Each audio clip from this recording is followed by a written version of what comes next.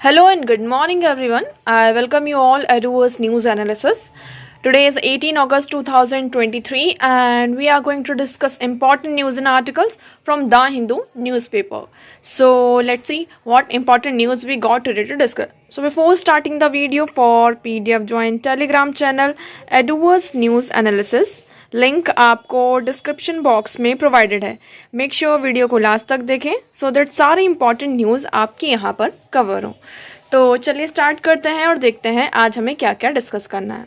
Now first article is Chandrayaan propulsion lander modules separate. Now आप सभी को पता ही है, आपके लिए एक छोटी सी अपडेट हो जाती है. ठीक है, आपका चंद्रयान 3 मिशन चल रहा है और हम यहाँ पर उम्मीद करते हैं कि ये हमारा चंद्रयान 3 मिशन सक्सेसफुल होगा.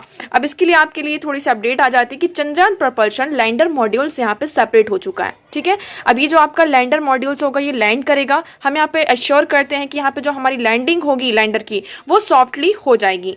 पहले हम बात कर रहे थे चंद्रयान 2 की, तो चंद्रयान 2 में एक्चुअली प्रॉब्लम कहाँ पर आई थी. हमारा चंद्रयान 2 सक्सेसफुल क्यों नहीं रहा था, इसका मेन रीजन ये था जो हमारा लैंडर था उसकी यहाँ पे सॉफ्ट लैंडिंग नहीं हो पाई थी. तो आप देखेंगे the lander module is set to descendant to a slightly lower orbit upon a deboosting planner for today. Payload in propulsion module will continue to be operation for a period of 3 to 6 month. तो ये जो आपका lander होगा, जब मतलब कि lander जो module है लैंड कर जाएगा तो उसके बाद यहाँ पे 3 से 6 मंथ तक ये ऑपरेशन में ही कंटिन्यू कर सकता है. उसके बाद हम देखिए बात करते हैं द चंद्रयान 3 की. हम बात करते हैं इसमें 3 चीजें कंसिस्ट थी. एक लैंडर मॉड्यूल था, दूसरा इसमें प्रपल्शन मॉड्यूल था और तीसरा इसमें क्या था, रोवर था. ओके, तो अभी जो लैंडर मॉड्यूल है वो प्रोपल्शन मॉड्यूल से यहाँ पर सेपरेट हो चुका है. प्रोपल्शन मॉड्यूल मतलब एक तरीके से वो जो एनर्जी प्रोवाइड कर रहा है. अब लैंडर मॉड्यूल उससे अलग हो गया. आप ये पिक्चर देखेंगे आपको थोड़ा ज्यादा क्लियर होगा. आप ऐसे देखिए.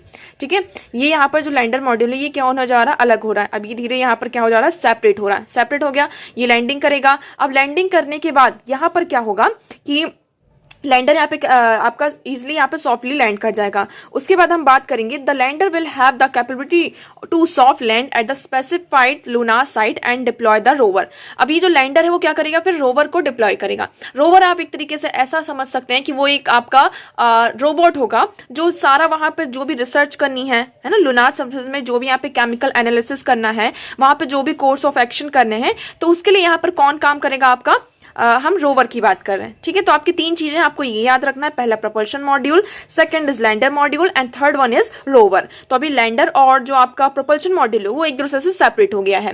फिर लैंडर मॉड्यूल क्या करेगा, जो आपका रोवर है उसको यहाँ पर जो मून का सर्फेस है वहां पर कैरी करते उसको डिप्लॉय करेगा. उसके बाद यहाँ पर जो आपका रोवर है, जितने भी यहाँ पर इन सीटू केमिकल एनालिसिस है लूनार सर्फेस का, जो भी ड्यूरिंग द कोर्स ऑफ उसकी जो मोबिलिटी है वहां पर जो भी पैरामीटर्स है उसको लूनार सर्फेस में उसका यहाँ पर एनालिसिस करेगा. ओके, आई होप आपको यहाँ पर ये क्लियर होगा.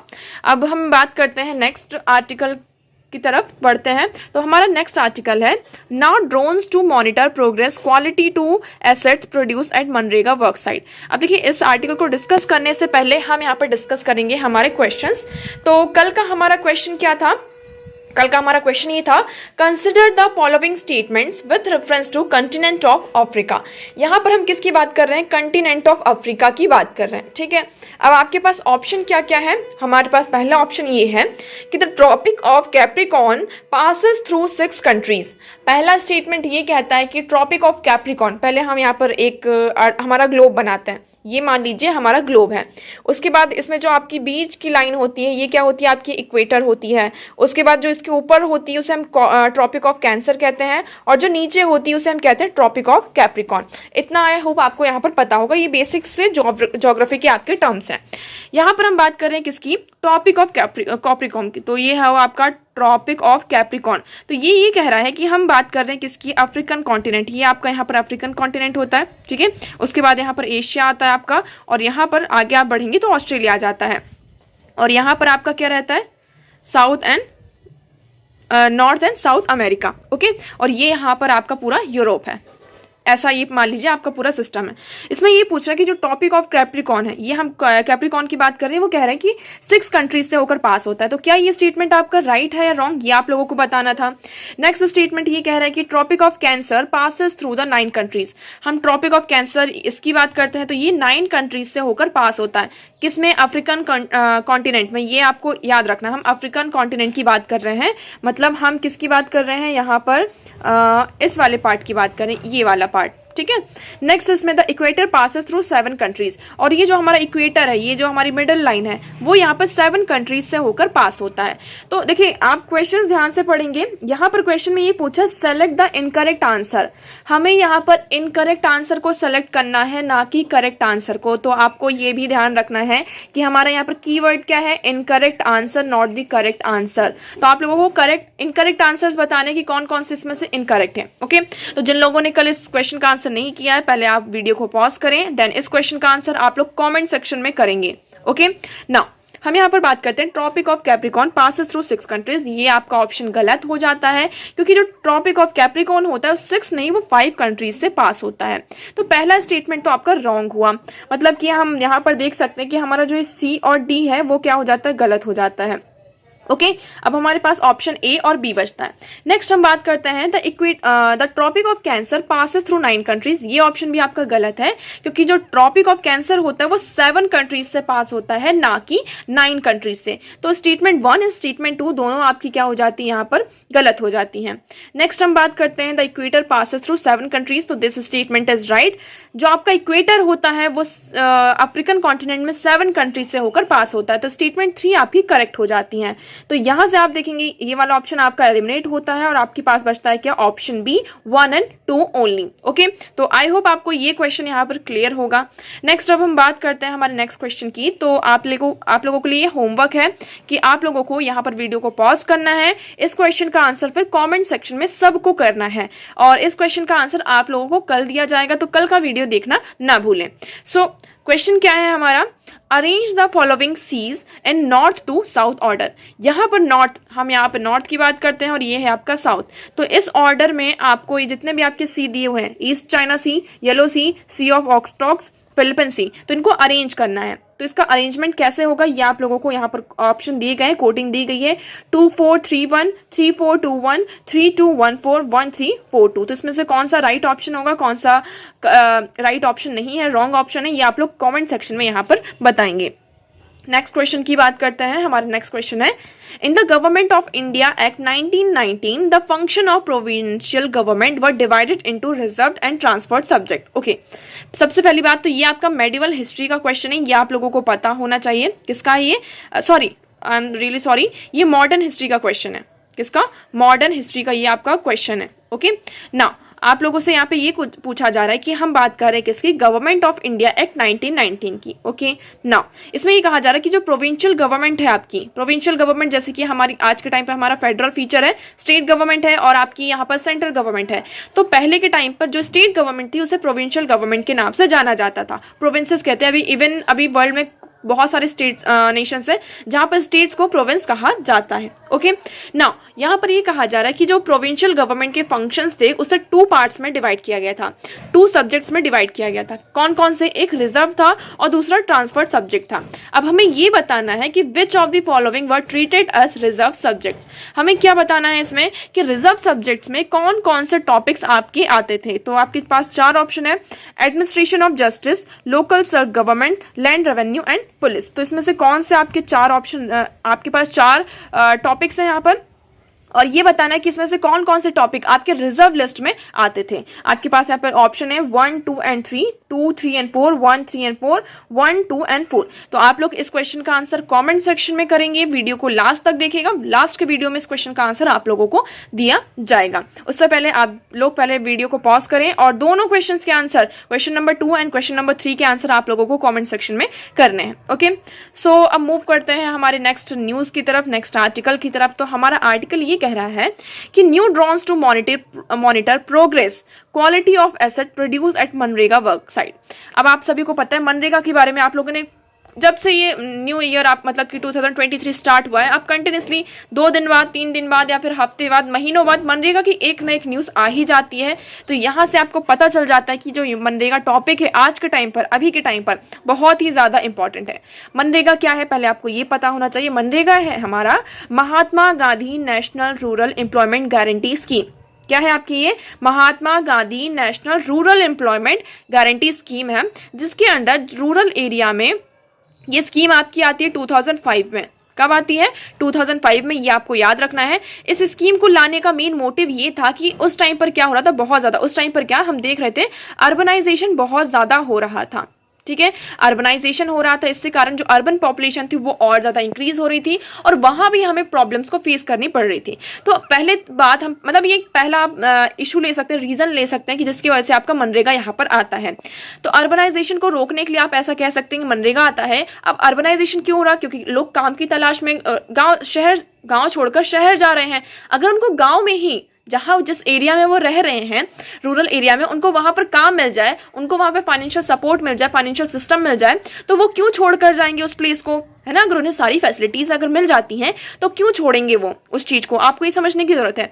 इसलिए यहाँ पे मनरेगा आता है, वो ये कहता है 2005 में कि हम 100 डेज का क्या करेंगे, आपको एम्प्लॉयमेंट प्रोवाइड करेंगे। 100 डेज का क्या गारंटी स्कीम है ये आपकी, 100 डेज का गारंटी आपको एम्प्लॉयमेंट प्रोवाइड किया जाएगा। इसके चलते यहाँ पे क्या करते हैं, जो रूरल एरिया में आपको ब्रिजेस बनाने होते हैं, रोड कंस्ट्रक्शन का, और यहाँ पर कुछ भी जो काम होता है, यहाँ पे सारे एम्प्लॉय होते हैं। तो जैसे इसमें एक प्रोविजन ये भी है, आप ऐसा कह सकते हैं कि आज आपने डिमांड कर दी काम की, मान लीजिए साइट में कोई भी काम यहाँ पर अवेलेबल नहीं है, ठीक है, बट आपने यहाँ पे डिमांड करी काम की, अब आपके पास काम मतलब साइट में काम नहीं है, बट इसलिए स्टिल आपको यहाँ पे वेजेस प्रोवाइड किए जाएंगे क्योंकि आपने यहाँ पर क्या की है, काम की डिमांड की है। ओके, तो ये आपका मनरेगा यहाँ पर आता है। ठीक है, दूसरा इसमें से क्या हो सकता है, यहाँ पर डेवलपमेंट करने, रूरल एरिया का हमें डेवलपमेंट भी तो करना है, रूरल एरिया का हमें डेवलपमेंट करना है। तो सबसे पहले हमें अर्बनाइजेशन रोकना पड़ेगा, और रूरल एरिया का डेवलपमेंट कैसे होगा, जब तक वहां पर कोई काम नहीं होगा। तो इसके तहत हमने क्या किया, रूरल एरिया का डेवलपमेंट भी किया। इतना आपको क्लियर हुआ। अब धीरे धीरे क्या होने लगा, मनरेगा में कुछ प्रॉब्लम्स भी आने लगी। देखिए, कोई भी स्कीम आती है, कुछ भी आता है, उसके साथ कुछ ना कुछ प्रॉब्लम्स अटैच होती ही होती हैं। तो देखिए, अभी हमने इसके बेनिफिट्स देख लिए कि इसके क्या क्या बेनिफिट्स होंगे। अब इसके यहाँ पर हम चैलेंजेस देखते हैं, इसके साथ साथ क्या चैलेंजेस आ रहे हैं। सबसे बड़ा चैलेंज ये आ रहा है, इसमें करप्शन का सबसे बड़ा इशू आ रहा है। किसका? करप्शन का इशू आ रहा है। कैसा करप्शन कि यहाँ पर जैसे कि किसी पर्टिकुलर पर्सन ने काम की डिमांड तो कर दी उसने डिमांड, लेकिन उसको यहाँ पे काम नहीं मिल रहा है। यहाँ पर जैसे कि जो सरपंच वगैरह होते हैं, हेड ऑफ द डिपार्टमेंट, जो भी पंचायत के यहाँ पे लोग होते हैं, वो अपनी फैमिली से ज्यादा लोगों को यहाँ पे क्या करते हैं, डिप्लॉय करते हैं, ताकि जो भी हो अमाउंट हो उनके पास आए। ठीक है, कई बार यहाँ पे जो वेजेस यहाँ पे देने चाहिए, मान लीजिए 500 दिन का है, वो उसमें से सिर्फ 250 ही देते हैं वेजेस। नाम तो रजिस्टर कर दिया इस पर्टिकुलर पर्सन का, लेकिन यहाँ पे लेबर मार्केट से कोई दूसरा लेबर जो सस्ते में यहाँ पर काम कर रहा है, तो उसे 250 रुपए पकड़ा कर उससे 500 रुपए आपने यहाँ पे मेंशन तो कर दिया कि हमने क्या किया, उससे 500 रुपए वेजेस दिए, बट एक्चुअल में कितने रुपीज दिए, यहाँ पे 250 दिए हैं, है ना? तो ये करप्शन वाला बहुत ज्यादा यहाँ पर इशू हो रहा था। सेकंड हम बात करते हैं इसमें कि पेपर में तो यहाँ पर चीजें मेंशन हो रही थी कि काम हो रहा है, बट आप जब रियलिटी इन ग्राउंड जाकर देखेंगे, यहाँ पर पेपर में मेंशन कर दिया कि हमने यहाँ पर एक कुआं बनाया है या फिर रोड बनाई है, बट जब आप रियलिटी में जाकर देखेंगे तो ना तो वहां पर आपको कुआं देखने को मिलेगा, ना ही रोड देखने को मिलेगी। तो ये सारी चीजें ये मतलब कि हमें देखने को मिल रही। थर्ड, यहाँ पर कुछ लोग क्या होते हैं, जैसे कि हम बात कर रहे हैं अटेंडेंस की, ये सबसे बड़ा भी इशू बना हुआ है। इसी के चलते गवर्नमेंट यहाँ पे डिजिटल अटेंडेंस की बात करती है कि हम यहाँ पे क्या कर देंगे, अटेंडेंस को डिजिटलाइज कर देंगे कि आप अपने फोन से अपनी जो अटेंडेंस है उसको यहाँ पर करेंगे और अपनी फोटो भी मेंशन यहाँ पर करेंगे। ठीक है, इसके साथ अब इससे गवर्नमेंट ने डील करने के लिए ये अटेंशन, ये हमने प्रॉब्लम्स पढ़ ली, क्या क्या चैलेंजेस हैं। अब इसका वे फॉरवर्ड गवर्नमेंट ने क्या क्या स्टेप्स लिए हैं। तो पहला यहाँ पे गवर्नमेंट ने डायरेक्ट बेनिफिट ट्रांसफर की बात करी कि जो करप्शन से डील करने के लिए हम क्या लेकर आए हैं, डायरेक्ट बेनिफिट ट्रांसफर। इससे क्या होगा कि डायरेक्टली जो वर्कर्स है उनके अकाउंट में उनका जो अमाउंट है, वेजेस है, वो उनको दे दिया जाएगा। दूसरा, यहाँ पर आधार कार्ड से लिंक किया गया है। तीसरा, यहाँ पर हम बात करते हैं आधार कार्ड आपका लिंक किया गया। तीसरी हम बात करें किसकी, कि हम यहाँ पे क्या बात कर रहे थे, जो अटेंडेंस वाला प्रोविजन है, तो इसके लिए हम क्या लेकर आए, डिजिटल अटेंडेंस की बात करी कि हम क्या करेंगे, आप फोन से यहाँ पर डिजिटली अटेंडेंस अपनी यहाँ पर लगाएंगे। इवन फोटो भी मतलब दिन में 2 बार की, हाँ, जब से आप काम कर रहे हैं, स्टार्टिंग का आपने कर दिया, दोपहर में आप काम कर रहे हो उसका कर दिया, है ना, और जब जा रहे हैं एक बार तब भी आपने अपनी अटेंडेंस यहाँ पर लगा दी। तो ये कुछ यहाँ पे वे फॉरवर्ड मतलब गवर्नमेंट के द्वारा स्टेप्स ले गए, बट उसमें भी हमें कुछ प्रॉब्लम्स। तो देखिए, स्टेप्स लेते जाते उसमें प्रॉब्लम्स निकलती जाती हैं। अब यहाँ पर ये कहा जा रहा है, ये जो आपकी पर्टिकुलर न्यूज़ है इसमें क्या है कि now drones to monitor progress quality of asset produced at मनरेगा वर्क साइट। यहाँ पर गवर्नमेंट ने क्या किया है, आपकी ड्रोन्स को मॉनिटर, ड्रोन्स यहाँ पर इनपुट किए हैं, ड्रोन्स को एसेट किया है, जिससे क्या करेगा, जैसे कि मनरेगा की वर्क साइट है, जितनी भी मनरेगा की वर्क साइट्स हैं, तो वहां पर ड्रोन्स को पुट किया गया है, जो भी काम हो रहा है वहां पर उसको वहां पे वो मॉनिटर करेगा। आपको समझ में आ रहा है, मतलब कि देखभाल करने का काम किसको कर दिया गया, दे दिया गया है, ड्रोन्स को दे दिया गया है। तो ये आपकी यहाँ पर न्यूज थी। आई होप आपको मनरेगा क्या है ये सारा यहाँ पर क्लियर होगा। अब बढ़ते हैं आगे हमारे नेक्स्ट आर्टिकल की तरफ। तो आज का हमारा नेक्स्ट आर्टिकल है now gaps in birth and death registration amendment act. यहाँ पर बात कर रहे हैं किसकी, बर्थ एंड डेथ, आप इसको हम कहते हैं बीडीआर एक्ट भी इसको कहा जाता है। ये आपका कब आता है, 1969 में आता है। अब आप इस एक्ट से ही आपको पता चल रहा होगा कि ये किससे रिलेटेड है, मतलब कि आपको बर्थ का भी रजिस्ट्रेशन करवाना है और आपका जब आपकी किसी भी पर्टिकुलर पर्सन की डेथ हो जाती है तो उसका भी रजिस्ट्रेशन यहाँ पर करना है, ठीक है। बट इसमें आप कुछ अमेंडमेंट्स किए गए हैं। क्या क्या अमेंडमेंट्स किए गए आप यहाँ पर देखेंगे। Experience of its working indicates that it is necessary to amend for its several reasons and things could be changing as the bill to amend this act called the registration of birth and death amendment bill 2023। यहाँ पर आपका ये bill आया है, क्या है, registration of birth and death amendment bill 2023 for the first time since the its inspection has been passed by parliament and has got the assent of the president of India। ये bill आपका आया था और ये आपका bill act भी बन चुका है, पार्लियामेंट में ये पास हुआ है और पास होने के बाद इसको गवर्नमेंट, मतलब आपकी जो प्रेसिडेंट है उसकी एसेंट भी यहाँ पर मिल चुकी है, ठीक है। अभी बिल का अगर हम मेन प्रोविजन देखते हैं तो आपको बर्थ का भी रजिस्ट्रेशन करवाना चाहिए और डेथ का भी रजिस्ट्रेशन करवाना है।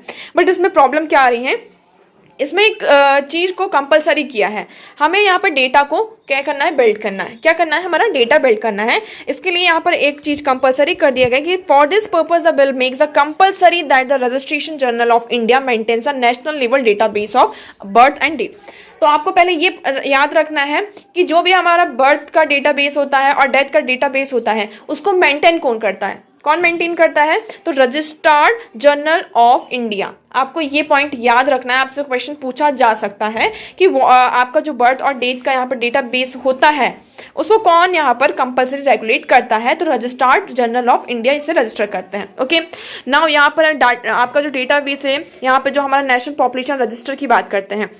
देखिए हम अपनी पॉपुलेशन यहाँ पर कैसे पता करते हैं, आपके यहाँ पर वेरियस सेंसस होते हैं, है ना। 2011 में आपका हुआ था, अब 2021 में होने वाला था, बट यहाँ पर 2021 में नहीं होता ड्यू टू कोविड। अब यहाँ पर 2023 हो चुका है बट अभी तक हमारा न्यू सेंसस नहीं हुआ है। सेंसस क्यों होता है, इससे हमें पता चलता है कि कितने लोग जिंदा हैं, कितने लोगों को यहाँ पे जन्म हो रहा है, कितने लोगों की यहाँ पे मृत्यु हो चुकी है ना। उस बेसिस पर हम क्या करते हैं, आपकी जो गवर्नमेंट होती है पॉलिसीज बनाती है, क्या बनाती है, पॉलिसीज बनाती है, वेरियस स्कीम्स लेकर आती है। यहाँ पे जो आपके बेनिफिशरीज हैं, किस पर्टिकुलर पर्सन को इस पर्टिकुलर स्कीम का यहाँ पे बेनिफिट मिलना चाहिए, किसको नहीं मिलना चाहिए, तो ये सारी चीजें हमारा जो सेंसस होता है, हमारा जो डेटा होता है उसके अकॉर्डिंग हम यहाँ पर प्रिपेयर करते हैं। इतना आपको क्लियर होगा। इसलिए ये जो डेटा होता है हमारे लिए बहुत ही ज्यादा इंपॉर्टेंट होता है। गवर्नमेंट को उसकी जो पॉलिसीज हैं, उनके जो प्रोग्राम्स है, स्कीम्स है, उनको फॉर्मुलेट करने के लिए, ठीक है। इतना आपको क्लियर हुआ। अब हम बात करें इसमें कि इसमें पहली चीज ये कही जाती है कि इस आर्टिकल में आपको बहुत ज्यादा इंडल्ज होने की जरूरत नहीं है। ओके, इसमें सिर्फ ये कहा जा रहा है कि पहली बात ये कि in the case of birth the amendment provide for collecting the Aadhaar number of the parents. यहाँ पर जब बच्चा पैदा होता है, पहला पॉइंट इसमें ये कहा जा रहा है, जब बच्चा पैदा हुआ, ठीक है, ये ए बच्चा है, इसका यहाँ पे बर्थ हुआ है, तो यहाँ पे जो पेरेंट्स के आपके आधार नंबर है उसको मैंडेटरी कर दिया है कि उसे क्या करना होगा, आपको कलेक्ट करना होगा, ठीक है। Nothing is mention about the Aadhaar number of the decrease updating many of the database require moving the name of the decrease from the database. अब इसमें किसी दूसरे, अगर वो किसी भी डेथ पर्सन की यहाँ पे डेथ हो गई बट उसका यहाँ पे आधार नंबर कलेक्ट करना है या नहीं कलेक्ट करना है, उसे अपडेट करना है कि नहीं करना है, इसका यहाँ पे कोई भी प्रोविजन हमारे पास नहीं है। तो ये थोड़ा सा यहाँ पे प्रॉब्लम आ रहा है। अब यहाँ पे the maintenance of central database is being added to the registrar general of India's function. The chief registrars are the executive authority of for the matters relating registration of birth and death in the registrar. तो आपका जो registrar general of India होता है उसका main function क्या होता है, यहाँ पे पूरा जो डेटा है उसको मेंटेन करना, और इसमें इसको कौन रेगुलेट करता है, आपका चीफ रजिस्ट्रार होते हैं, जो एग्जीक्यूटिव अथॉरिटी, जितने भी मैटर यहाँ पे डेथ से रिलेटेड, बर्थ से रिलेटेड स्टेट के आते हैं, तो उसको यहाँ पर कौन मेंटेन करता है? Chief registrar. तो ये चीजें आपको यहाँ पर पता होनी चाहिए, ठीक है। नेक्स्ट इसमें क्या कहा जा रहा है कि अगर अथॉरिटीज को यहाँ पर क्या करना है, if those authorities require information from the database of registered birth and death update their database. तो इसमें यही कहा जा रहा है कि हमें जो डेटा है उसको कंटिन्यूसली क्या करते रहना चाहिए, अपडेट करते रहना चाहिए, जिससे कि हम पता कर सकें कि किस पर्टिकुलर पर्सन को यहाँ पर ट्रीटमेंट प्रोवाइड करना है, किसको नहीं। आप एग्जाम्पल ले सकते हैं किसकी, हेल्थ की, ठीक है।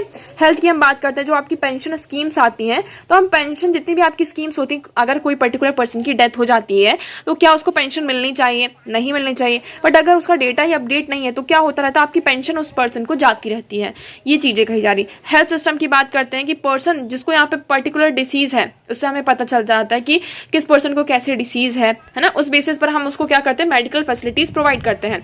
लेकिन अगर हमारे पास यहाँ पर डेटा ही अच्छे से नहीं होगा तो हम किस तरीके से, कैसे पर्टिकुलर पर्सन को यहाँ पर ट्रीटमेंट प्रोवाइड कर पाएंगे, उसको ये मेडिकल फैसिलिटी प्रोवाइड कर पाएंगे, ठीक है। तो इसलिए ये कहा जा रहा है कि अब मैंडेटरी कर दिया गया है। ये भी कहा गया है कि हम ऐसा कर सकते हैं, जैसे कि हम बर्थ की बात करें, जो आपका बर्थ सर्टिफिकेट होता है वो एकमात्र आपका आधार बेस हो सकता है, जिसमें आपका जो नेम है ना, आपका जो रेसिडेंशियल है और आपका जो नेम है, डेट ऑफ डीओबी है, उसके लिए यहाँ पर एक ही चीज आपके लिए मैंडेटरी हो, ना कि इसमें 3-4 चीजों की हमें जरूरत हो। ओके, तो इसलिए बर्थ और डेथ सर्टिफिकेट्स हमारे लिए इंपॉर्टेंट हो जाते हैं। तो आप देख सकते हैं, it is provided that the birth certificate alone would be accepted as a proof of death, date and place of birth for many purposes such as school admission, issue of passport, issue of Aadhaar number. तो ये सबसे अच्छा आपका provision हो सकता है कि आप अपना बर्थ सर्टिफिकेट दिखाकर ये कर सकते हैं कि अगर आपको स्कूल में एडमिशन चाहिए तो ये क्या है, आपका एक प्रूफ है, किसका, डेट, आपकी डीओबी का, मतलब कि आप उस दिन पैदा हुए हैं और कहाँ पैदा हुए हैं, है ना। तो ये किस किस पर्पसेस के लिए यूज किया जा सकता है आपका बर्थ सर्टिफिकेट, स्कूल में एडमिशन के लिए, पासपोर्ट के लिए, आधार नंबर को इशू करने के लिए, ठीक है। इसमें कोई भी अमेंडमेंट की आपको जरूरत नहीं है। तो इस आर्टिकल में सिर्फ इतना ही। आई होप आपको ये आर्टिकल क्लियर होगा।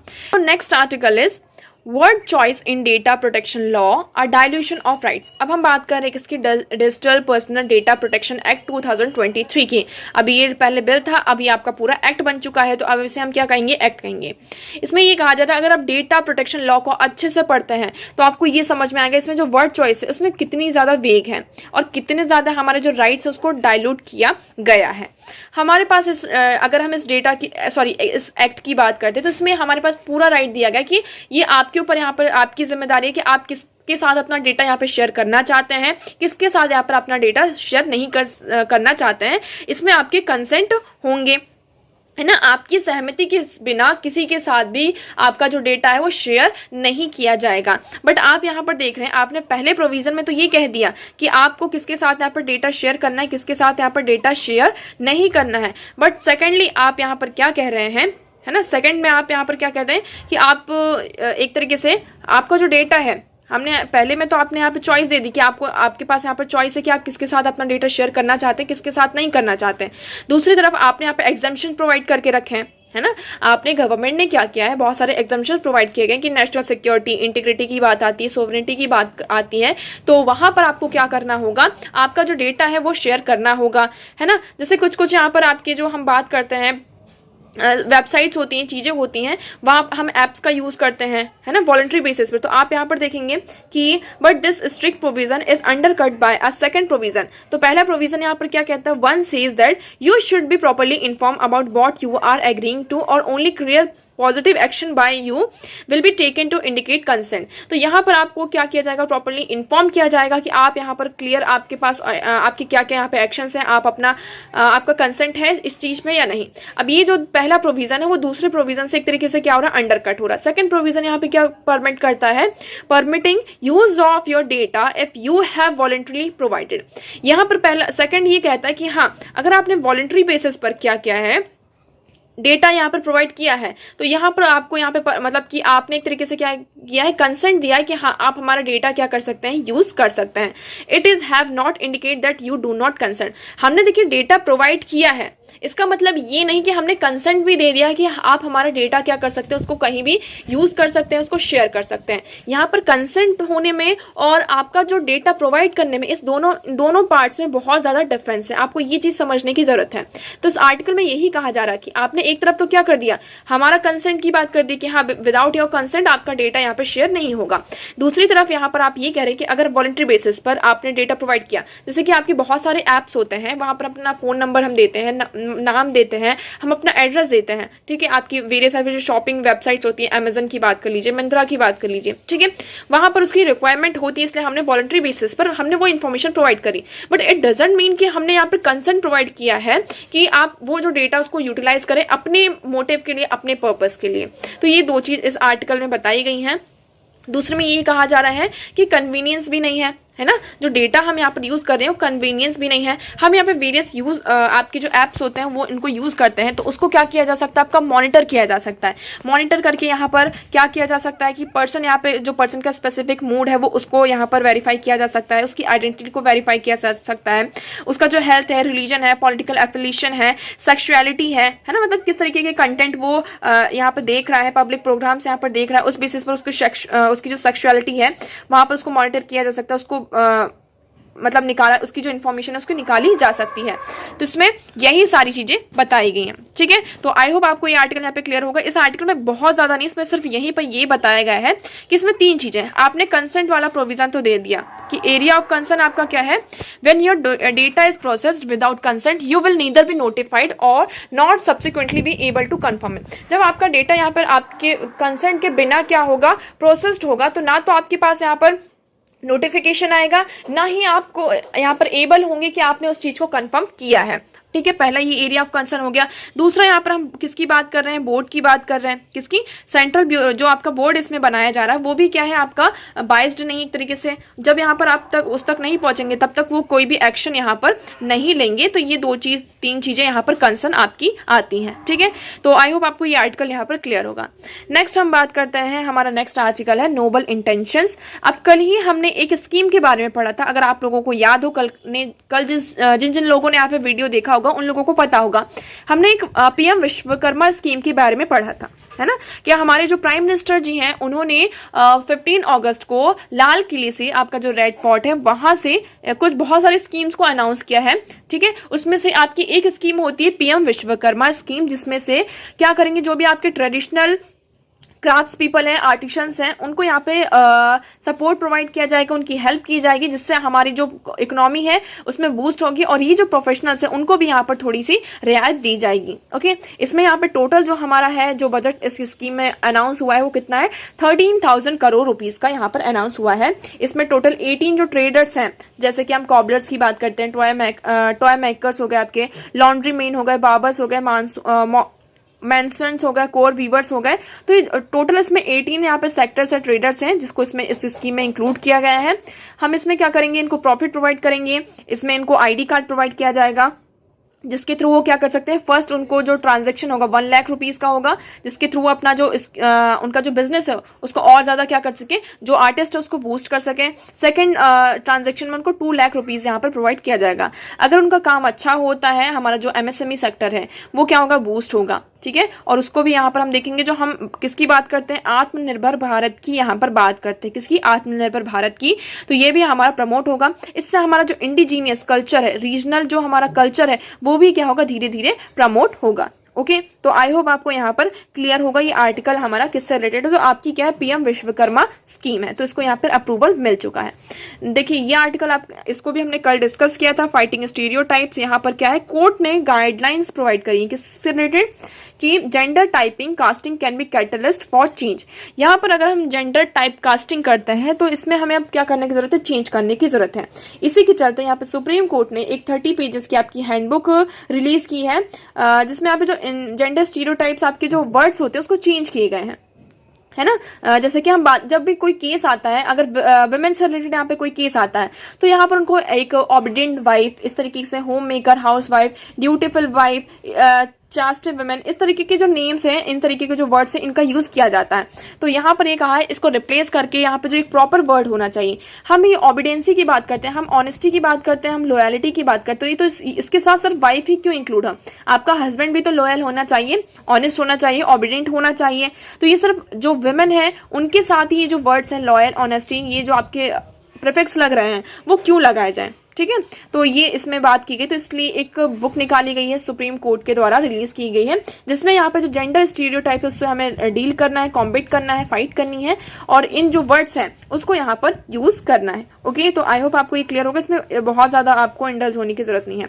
नेक्स्ट हम बात करते हैं, नेक्स्ट आर्टिकल है हमारा, Is there a need to replace the IPC and CRPC and the Evidence Act? अब आप सभी को पता है यहाँ पर आपका नया बिल आया हुआ है, ओके, जिसमें हमने आईपीसी को रिप्लेस करके क्या किया है, भारतीय न्याय संहिता बिल। दूसरा आपका जो सीआरपीसी है, सीआरपीसी को यहाँ पर रिप्लेस करके आता है भारतीय नागरिक सुरक्षा संहिता बिल। और थर्ड आपका एविडेंस एक्ट, जो कोड ऑफ भारतीय साक्ष्य बिल।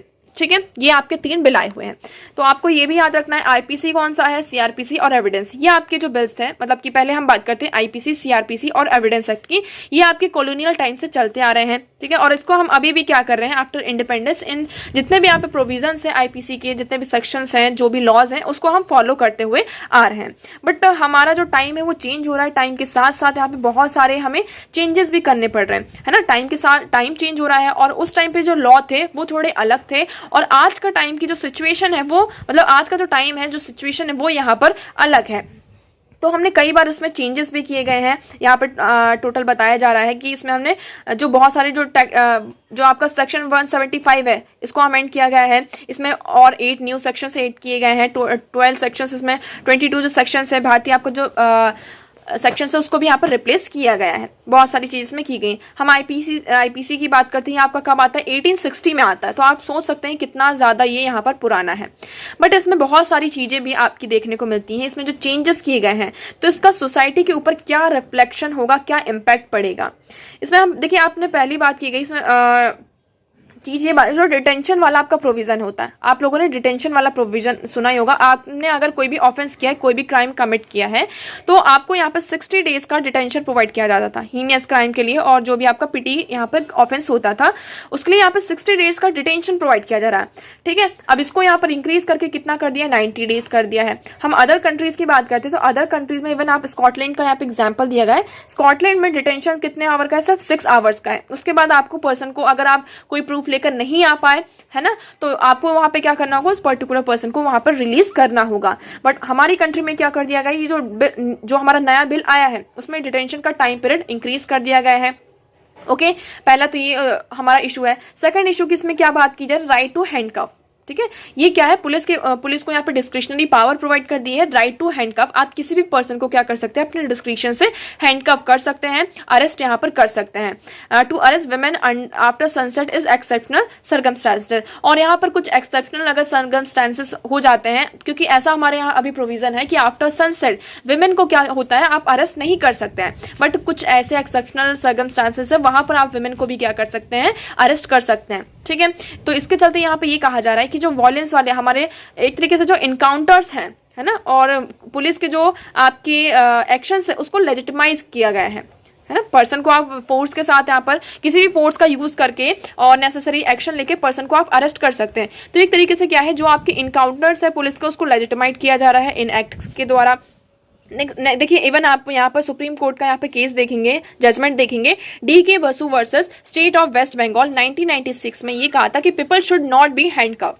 जो आप लोग हैं उनको आप हैंडकफ नहीं कर सकते हैं। ठीक है, बट अभी हमारे पास ये पूरा ये जो बिल आया है वो पूरी तरीके से क्या कर रहा है, इस जजमेंट को रिप्लेस कर रहा है। ठीक है, नेक्स्ट इसमें क्या बात की गई है कि केस यहाँ पे DK Basu versus Kedarnath Singh versus state of Bihar 1962 का जजमेंट है।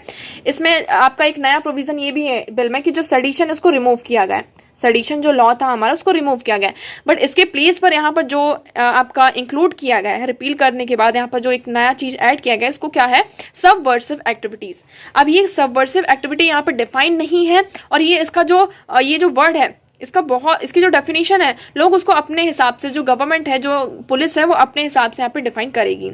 कुछ इसमें अच्छे प्रोविजंस भी हैं। कैसे अच्छे प्रोविजंस है? जैसे कि आपका टेररिज्म है, उसको बहुत अच्छे से यहाँ पे डिफाइन किया गया है। हाँ, यहाँ पर हम मान सकते हैं क्योंकि टेररिज्म क्या है, ये बहुत बड़ा ऑफेंस होता है, मतलब बहुत बड़ा आपका एक टर्म है, इसको डिफाइन करना यहाँ पे ज़रूरी है। बट उसके लिए भी यहाँ पे आपके पास बहुत सारे प्रोविजंस है, जैसे कि unlawful activity prevention act, UAPA जो आपका एक्ट है, और जो आपके जो टेररिस्ट एक्ट है उसको यहाँ पर उसकी जो प्रॉपर्टी डैमेज होता है उसको कॉन्स्टिट्यूट करता है। ठीक है, तो ये हम एक अच्छा एक्शन मान सकते हैं कि इसको यहाँ पर किया गया है। क्या? आपका जो टेररिज्म है उसको डिफाइन किया गया है।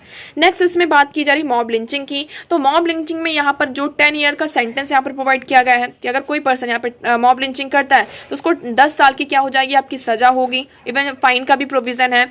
नेक्स्ट इसमें बात की जा रही है कि विमेंस को यहाँ पर जो उनके साथ सेक्सुअल ऑफेंस होते हैं उसको भी यहाँ पे थोड़ा लिमिटेड रखा गया है।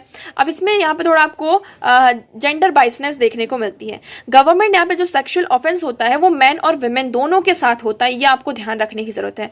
बट इस बिल में सर प्रोविजंस किसके लिए हैं? विमेन के लिए हैं। तो ये थोड़ा सा कंसर्न हमारे लिए यहाँ पर आगे बढ़ता हुआ नजर आ रहा है। अब हम फर्दर देखते हैं। अभी ये जो बिल आपका कमेटी के पास गया है, अब कमिटीज में क्या चेंज कर दिया, आपकी जो पार्लियामेंट्री स्टैंडिंग कमेटी होती है, कोई भी बिल आता है पहले कमेटी के पास जाता है स्क्रूटनी के लिए, उसके बाद ये बिल आपका फिर से पार्लियामेंट में आएगा, फिर हम देखते हैं ये बिल पास होता है या नहीं होता है। ओके, आई होप आपको ये क्लियर होगा।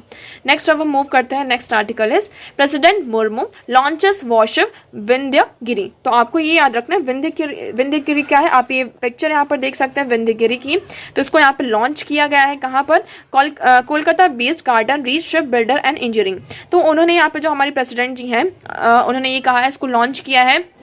ये जो आपका प्रोजेक्ट कौन सा प्रोजेक्ट 17A अल्फा फ्रिज है, जिसमें जो इंडियन नेवी है और एक तरीके से उन्होंने इसको बिल्ड किया है। ठीक है, और ये जो आपका ये क्या कमिट कर रहा है, जो अभी लॉन्च हुआ है, ये कमिट कर रहा है कि हमारी जो कंट्री है वो एक आत्मनिर्भर की तरफ बढ़ रही है ना, आत्मनिर्भर भारत की तरफ हम क्या कर रहे हैं, उसको हमारा जो गोल है उसको अचीव कर रहे हैं हम through building these indigenous ship buildings. हम ये जो इंडिजीनियसली शिप बिल्डिंग कर रहे हैं उसके थ्रू हमारा जो गोल है आत्मनिर्भर का उसको हम अचीव कर लेंगे धीरे धीरे।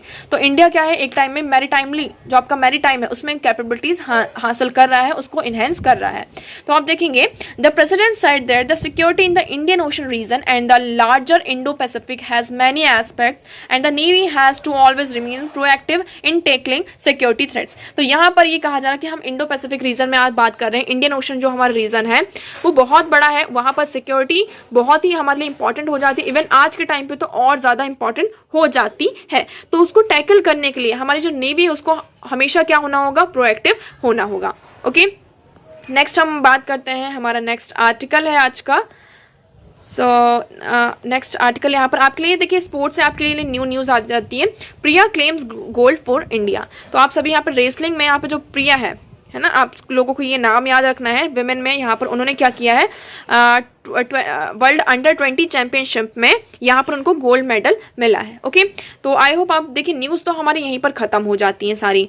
अब हम बात करते हैं हमारे क्वेश्चन की। तो आज का हमारा क्वेश्चन क्या था? ओके ना, In the Government of India Act 1919, the functions of provincial government were divided into reserve and transfer subject. Okay, now इसमें ये कह रहा है कि जो आपका Government of India Act 1919 था उसमें जो हमारी provincial government थी उनकी functions को दो लिस्ट में, दो सब्जेक्ट्स में डिवाइड किया गया था।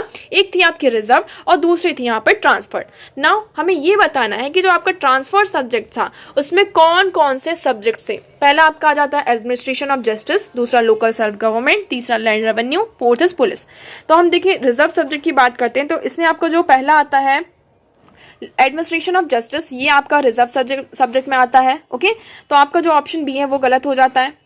नेक्स्ट हम बात करते हैं किसकी, सेकंड सब्जेक्ट की, लोकल सेल्फ गवर्नमेंट। तो ये आपका यहाँ पर रिजर्व जो सब्जेक्ट है उसमें नहीं आता, ये ट्रांसफर सब्जेक्ट में आता है। ठीक है, local self government.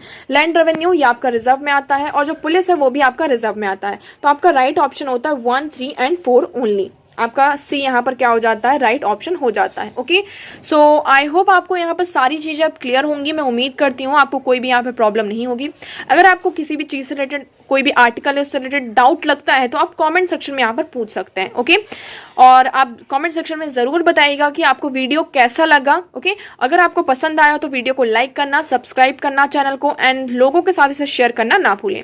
So that's for all today. Thank you so much for discussion.